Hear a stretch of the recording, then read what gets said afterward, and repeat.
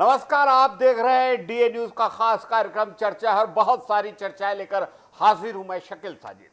और चर्चा की शुरुआत एक बेहद खूबसूरत लाइन से जो मुझे लगता है आप लोगों को भी बेहद पसंद आएगी। जरा से कुदरत ने क्या नवाजा के आके बैठे हैं पहली सफ में, अभी से उड़ने लगे हवा में, अभी से उड़ने लगे हवा में, अभी तो शोहरत नई नई है।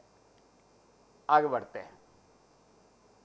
राजधानी रायपुर में एक बड़ा हादसा टल गया।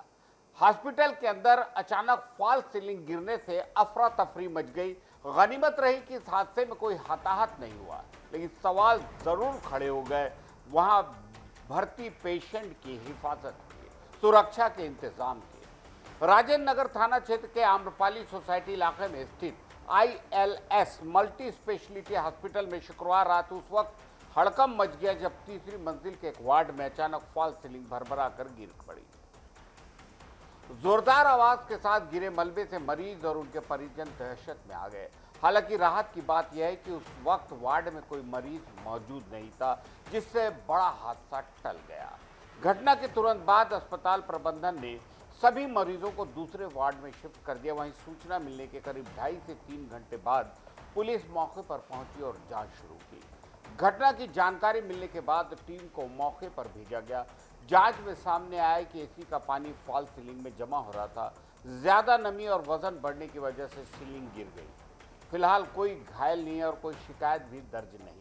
पुलिस के मुताबिक जिस वार्ड में हादसा हुआ वहां 8 से 10 बेड खाली थे और किसी मरीज की मौजूदगी नहीं थी। यही वजह रही कि बड़ा नुकसान टल गया। लेकिन इस घटना ने हॉस्पिटल की मेंटेनेंस और सुरक्षा व्यवस्था पर गंभीर सवाल खड़े कर दिए हैं, साथ ही स्वास्थ्य मंत्रालय के निरीक्षण पर भी।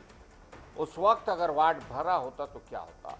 मामला जांच में है, लेकिन घटना ने साफ कर दिया है कि अस्पताल जैसे संवेदनशील स्थानों पर कोई भी लापरवाही भारी पड़ सकती है। जरूरत है वक्त रहते ऐसे खामियों को सुधारने और प्रशासन और स्वास्थ्य विभाग को इस पर ध्यान देने। IPL 2026 की शुरुआत ने क्रिकेट के कई पुराने ट्रेंड्स को पलट दिया। औसत स्कोर भले ही कम दिख रहा हो, लेकिन 200 प्लस रन भी अब आसानी से चेज हो रहे हैं। शुरुआती मुकाबलों के बड़े ट्रेंड्स अगर हम देखें, इंडियन प्रीमियर लीग 2026 के शुरुआती 7 मुकाबलों में खेल का अंदाज पूरी तरह बदला हुआ नजर आ रहा है। सबसे बड़ा फैक्टर बनकर उभरा है टॉस, जहां 7 में से 6 मैचों में चेस करने वाली टीम ने जीत दर्ज की है, यानी 86% मुकाबले रन चेस करते हुए जीते गए हैं। दिलचस्प बात, औसत स्कोर पिछले सीजन से करीब 8 रन कम जरूर हुआ है, लेकिन इसके बावजूद 14 पारियों में 7 बार 200 प्लस स्कोर बनना बहुत बड़ी बात है और 3 बार 200 से ज्यादा रन भी कामयाबी से चेस कर लिए गए हैं। पावर प्ले में जबरदस्त रन गति हो गई है, जहां रन रेट 10.2 तक पहुंच गया और विकेट गिरने का औसत भी बढ़ा है। वहीं डेथ ओवर्स, जो आखिरी के हम ओवर्स मानते हैं, बल्लेबाज पूरी तरह हावी दिख रहे हैं, जहां रन रेट 12.8 प्रति ओवर पहुंच गया है, जो पिछले सीजन से ज्यादा है। पार्टनरशिप के मामले में गिरावट देखने को मिली है। इस बार सिर्फ 12 पार्टनरशिप 50 धन रन की हुई है, जो पिछले सीजन से कम है।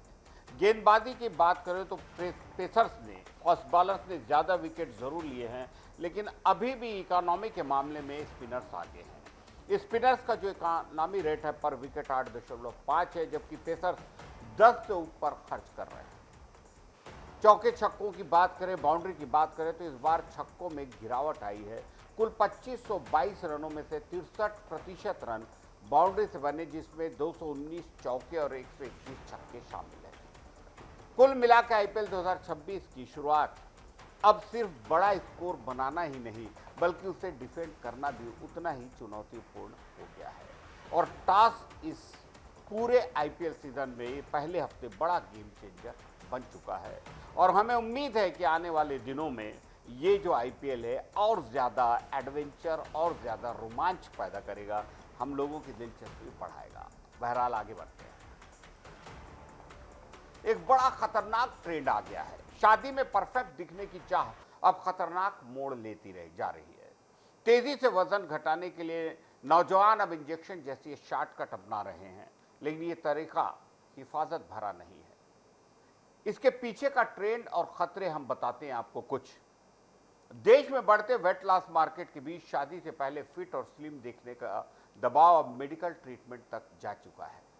रिपोर्ट के मुताबिक जो हमें प्राप्त हुई है, भारत में वेट लॉस मार्केट 2025 में 2.5 लाख करोड़ रुपए से ज्यादा हो गया और आने वाले वर्षों में यह तेजी से बढ़ेगा।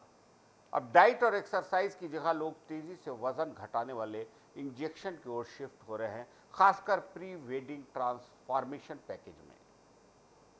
इन इंजेक्शनों में जो सबसे ज्यादा चर्चा है सेमाग्लूटाइड, जिसके सस्ते जेनेरिक वर्जन बाजार में आने के बाद इसकी डिमांड बढ़ गई है। कई क्लिनिक्स अब इसे अपने पैकेज में शामिल कर रहे हैं, जहां 2 से 3 महीने में तेजी से वजन घटाने का दावा भी किया जा रहा है। दिलचस्प बात कि अब फोकस सिर्फ वजन घटाने पर नहीं बल्कि इंच लॉस पर है, यानी लोग खास तौर पर कमर और बॉडी शेप को टोन करने के लिए हजारों रुपए खर्च कर रहे हैं ताकि शादी और फोटोशूट में परफेक्ट दिख सके। वो फिटनेस के जो पूरे एक्सपर्ट्स हैं उनके मुताबिक शॉर्टकट अपनाने की ये जो होड़ बढ़ रही है बेहद खतरनाक है। इंजेक्शन के जरिए तेजी से वजन घटाना शरीर के लिए बेहद नुकसानदायक हो सकता है। बेहतर है, सभी लोग कह रहे हैं, सलाह दे रहे हैं विशेषज्ञ, कि लोग नेचुरल तरीके अपनाएं। डॉक्टर के हिसाब से इंजेक्शनों के कई साइड इफेक्ट हो सकते हैं, जैसे मतली, पेट से जुड़ी समस्या और अन्य गंभीर सेहत के जोखिम। सबसे बड़ी फिक्र ये, जैसे ही इंजेक्शन बंद होता है वजन दोबारा तेजी से बढ़ सकता है। तो शादी में खूबसूरत दिखना बेहद जरूरी है, लेकिन किसी भी हाल में सेहत से कंप्रोमाइज नहीं। याद रखिए, शॉर्टकट के रिजल्ट जल्दी होते हैं लेकिन लंबे वक्त में ये नुकसानदेह साबित होते हैं। रायपुर से फिर सामने आया ऑनलाइन सट्टेबाजी का बड़ा खुलासा। 431 बैंक खातों के जरिए देश भर में फैले नेटवर्क का पर्दाफाश हुआ है और अब इस मामले में दुबई कनेक्शन सामने आया। जांच एजेंसियों की नजर इस केस पर टिकी हुई है।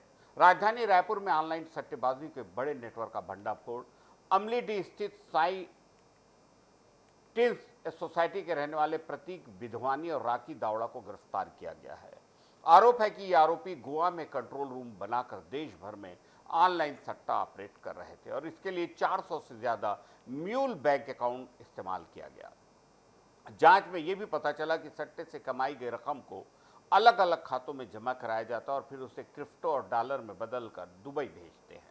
करीब 42 से 46 लाख रुपए विदेश जाने की आशंका जताई गई है। इस पूरे नेटवर्क के तार दुबई में बैठे कथित प्रमोटर से जुड़ते नजर आ रहे हैं। मामले की गंभीरता को देखते हुए अब ईडी यानी की नजर भी इस पर है और मनी लॉन्ड्रिंग के एंगल से जांच की तैयारी हो रही है। गोवा में चल रहे कंट्रोल रूम पर छापेमारी के दौरान कोरबा, बिलासपुर, जांजगीर और बिहार से जुड़े 7 सट्टेबाजों को गिरफ्तार किया गया। इसके अलावा पुलिस ने मौके से सैकड़ों पासबुक, मोबाइल सिम और बैंक खातों से जुड़े दस्तावेज भी बरामद किए। इस मामले में कई ऐसे नाम सामने आए हैं जो अब तक पुलिस की गिरफ्त से बाहर हैं और जो शक शुबहा पेश कर रहे हैं, उसकी बुनियाद बन रहे हैं। खास बात यह है कि जिन लोगों में अपने बैंक खाते सट्टेबाजों को दिए हैं वे भी अभी तक पकड़ से दूर हैं। मामले में म्यूल अकाउंट, फर्जी सिम और विदेश में ट्रांजैक्शन की जांच जारी है। जल्द ही अन्य आरोपियों को भी गिरफ्तार किया जाएगा, ऐसा पुलिस का दावा है। पुलिस ने आरोपियों के खिलाफ छत्तीसगढ़ जुआ प्रतिषेध अधिनियम 2022 और बीएनएस की धाराओं में केस दर्ज किया है। साथ ही धोखाधड़ी, जालसाजी और विदेशी मुद्रा, जो गंभीर कानून है, के तहत भी धाराएं जोड़ने की तैयारी है। पुलिस और जांच एजेंसियां इस पूरे नेटवर्क की परतें खोलने में जुटी हैं, लेकिन सवाल फिर वही कि आखिर इतने बड़े नेटवर्क को चलाने कितने दिनों, महीनों, सालों तक पहुंचेगी जांच।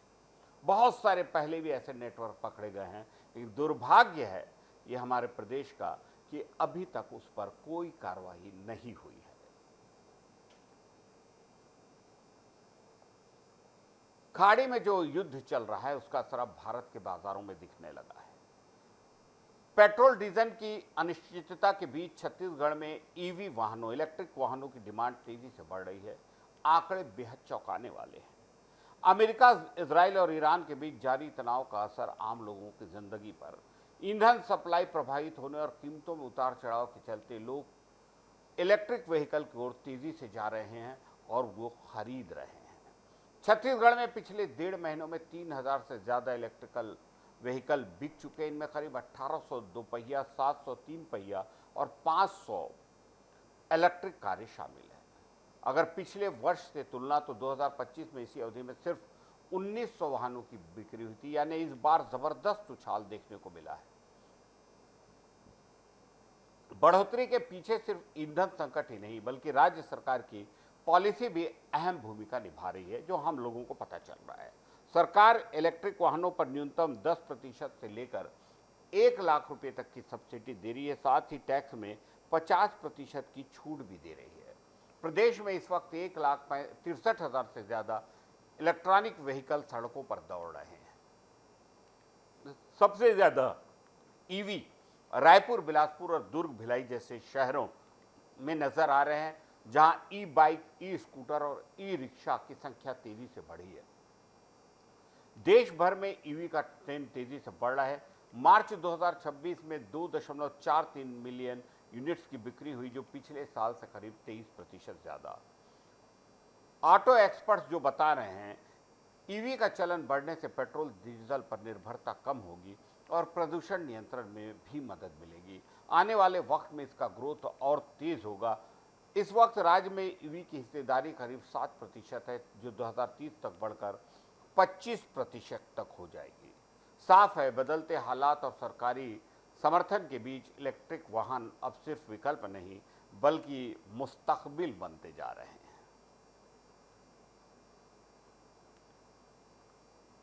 रायपुर से राजधानी से जुड़ी दो बड़ी खबरें और एक तरफ 28 साल पुराने हाउसिंग लोन घोटाले में एसीबी की बड़ी कार्रवाई, तो दूसरी तरफ 5 चोरी की वारदातों को अंजाम देने वाला गैंग का खुलासा। राजधानी रायपुर में करीब 28 साल पुराने हाउसिंग लोन घोटाले में एंटी करप्शन ब्यूरो यानी एसीबी ने बड़ी कार्रवाई करते हुए एक और आरोपी को गिरफ्तार किया।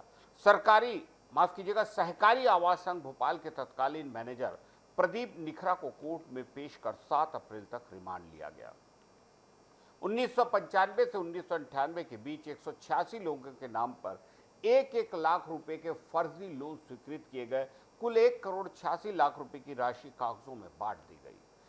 जब फिजिकल वेरिफिकेशन किया गया तो ना मकान मिले और ना ही कोई लाभार्थी, यानी पूरा घोटाला सिर्फ कागजों में था।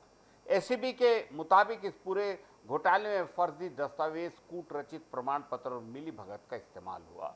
तत्कालीन अध्यक्ष, पर्यवेक्षक और प्रबंधक ने मिलकर साजिश को अंजाम दिया। इस मामले में पहले ही 2 आरोपियों की गिरफ्तारी हो चुकी, जबकि 2 अन्य की मौत हो चुकी है। अब बात करते हैं चोरी के एक ऐसे गैंग की जिसने शहर में लगातार वारदातों से दहशत फैलाई। रायपुर के डीडी नगर इलाके में पुलिस ने 5 अलग अलग चोरी की घटनाओं का खुलासा करते हुए 2 नाबालिग समेत 4 आरोपियों को गिरफ्तार किया। साइबर क्राइम और डीडी नगर थाना की संयुक्त टीम ने कार्रवाई करते हुए कबीर, ध्रुव और सलीम मरई को पकड़ा। आरोपियों के पास से करीब 3 लाख रुपए का चोरी का सामान मिला, जिसमें mobile phone, sound system, gas cylinder, Tullu pump, मंदिर की दान पेटी और अन्य सामान शामिल है। पुलिस के मुताबिक ये आरोपी अलग अलग इलाकों में सुनसान जगहों को निशाना बनाकर चोरी करते। फिलहाल दोनों ही मामलों में पुलिस आगे की जांच में जुटी है। एक तरफ पुराने घोटाले की परतें खुल रही हैं, तो दूसरी तरफ अपराधियों पर शिकंजा कसता नजर आ रहा है।